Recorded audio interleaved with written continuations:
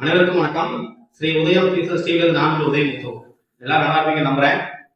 இன்னைக்கு ஒரு new concept வந்து கொண்டு வந்திருக்கோம். ஏற்கனவே நம்ம டியூஷன் சென்டர்ல ஒரு 50 டேஸா ஃபாலோ பண்ணிட்டு இருக்க கான்செப்ட் தான் இது. உங்களுக்கு ஏற்கனவே தெரியும், பிளான் ஷீட் அப்படின்ற ஒரு கான்செப்ட்ல டெய்லி ஸ்டூடெண்ட்ஸை படிக்க வச்சுட்டு இருக்கோம். அடிஷனலா இன்னும் அவங்களுக்கு என்ன தேவைப்படும் அப்படின்றதான் இந்த கான்செப்ட்.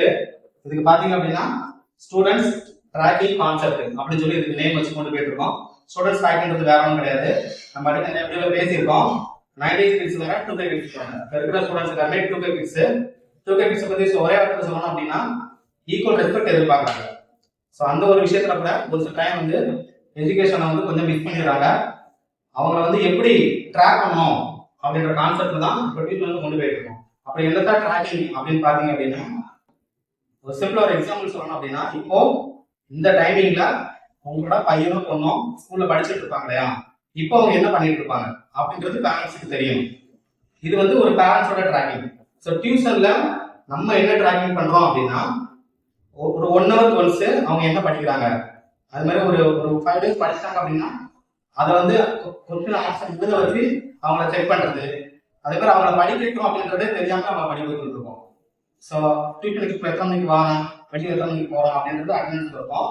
இன்னைக்கு வந்து என்ன படிச்சிருக்கான் அப்படின்றது பிளானிங் ஷீட்ல இருக்கும். மந்த்லி டெஸ்ட் இப்போ ஸ்கூல் வைக்கிறாங்களா, இப்போ டியூஷன்லையும் மந்த்லி டெஸ்ட்டும் அதே மாதிரி மிட்டம் மாடல் மிட்டமும் வைக்கிறோம்.